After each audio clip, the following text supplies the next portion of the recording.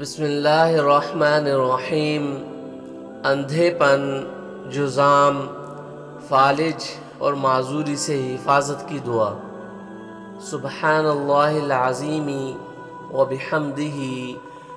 حضرت قبیصہ بن مخارق رضی اللہ تعالیٰ عنہ آپ صلی اللہ علیہ وسلم کی خدمت میں حاضر ہوئے اور عرض کیا، میں بوڑھا ہو چکا ہوں، میری ہڈیاں کمزور پڑ گئی ہیں، آپ مجھے کوئی ایسی دعا سکھا دیجئے جس سے اللہ تعالیٰ مجھے نفع عطا فرمائے۔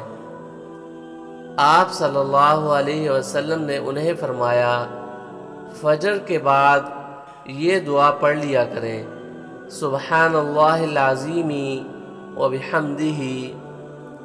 اس کی برکت سے آپ اندھے پن، کوڑ اور فالج سے بچ جائیں گے۔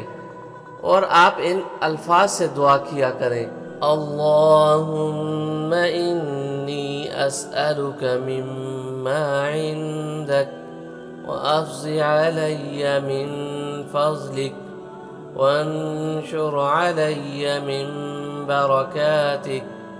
اے میرے پروردگار، میں آپ سے ان نعمتوں کا سوال کرتا ہوں جو آپ کے پاس ہیں، اور مجھ پر اپنا فضل فرما دیجئے اور اپنی برکتیں مجھ پر برسا دیجئے۔ اللہ تعالیٰ آپ سب کو اپنے حفظ و امان میں رکھے اور دونوں جہانوں کی خوشیاں عزتوں کے ساتھ نصیب فرمائے۔ آمین ثم آمین، واللہ اعلم بالصواب۔